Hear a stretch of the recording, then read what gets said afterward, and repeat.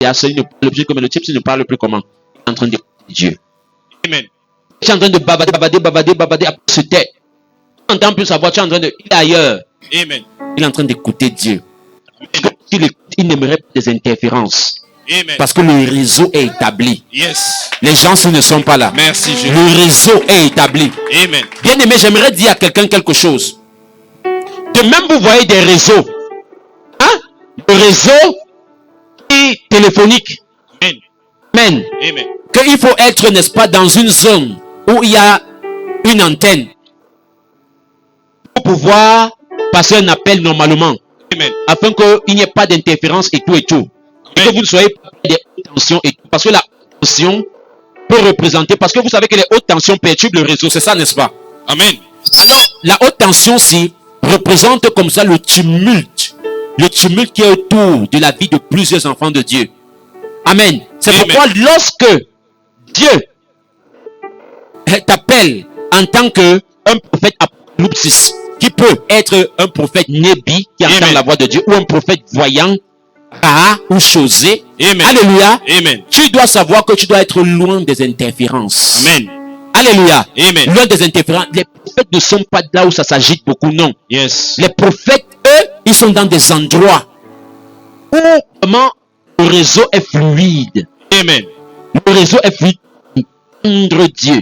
Amen. Amen. Amen. L'autre spécificité est prophète voyant, c'est quoi? C'est que, bien aimé, c'est parce que plusieurs qui sont voyants ne le savent pas. On dit toujours que c'est Dieu qui va leur donner des visions. Non.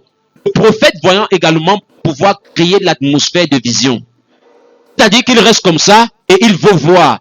Il cherche à voir. Amen. Lorsqu'il commence à chercher à voir, bien aimé, laisse-moi te dire que toutes les grâces spirituelles dans le règne de l'esprit requièrent l'audace de la foi. Amen. Je dis bien, toute grâce Yes. spirituelle requiert l'audace de la foi. Amen. Amen. Amen. De même qu'il fallait que Abraham porte ses pieds et quitte de la maison de son père pour aller vers le pays où l'Éternel le montrerait, Amen. il a eu cette audace de quitter. Amen. Amen. Il a eu cette audace de quitter. Parce que plusieurs choses l'empêchaient de quitter. Amen. Mais il est quitté. Amen. Amen. Amen. C'est pourquoi vous allez vous rendre compte également que même toi, il y a des moments où Dieu voudra te demander toujours que vois-tu. Yes. Vous comprenez cela? Amen. Et c'est biblique. Yes. À Ézéchiel, à Jérémie. Yes. Même Jérémie chapitre 1. C'est ça, n'est-ce pas? Il a demandé à Jérémie, que vois-tu? Yes. Jérémie, que vois-tu? Yes. Je vois un amandier. Attendez, vous comprenez comment le voyant, comment Dieu travaille la voyance dans la vie des gens? Amen. Que vois-tu? Pourquoi? Parce que Dieu veut se rassurer véritablement que toi-même tu veuilles voir Amen. ce qu'il veut te faire voir. Amen.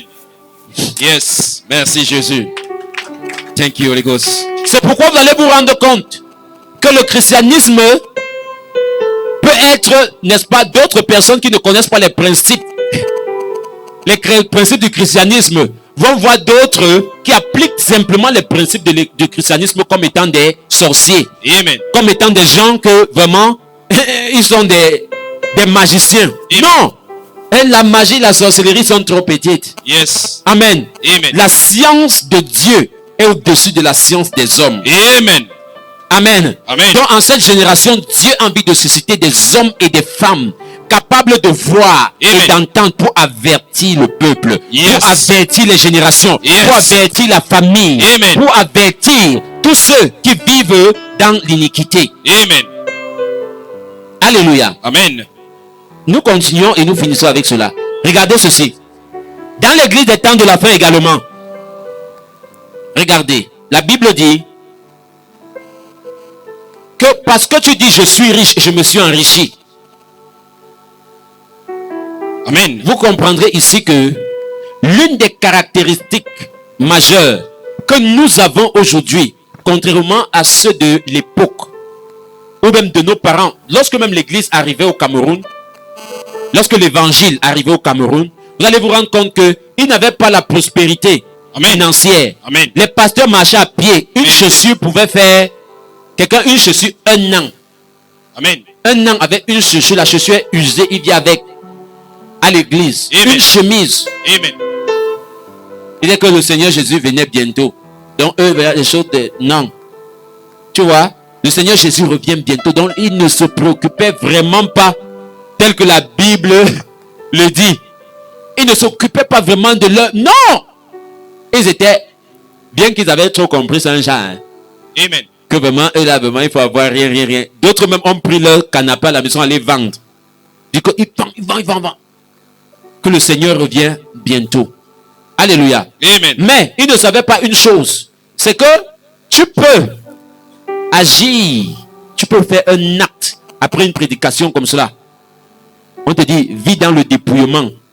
Le contentement est bien. C'est-à-dire que je sais vivre dans l'abondance, je sais vivre dans l'humiliation, comme l'apôtre Paul. Amen. Et lorsque tu entends comme ça, préparez-vous de vos biens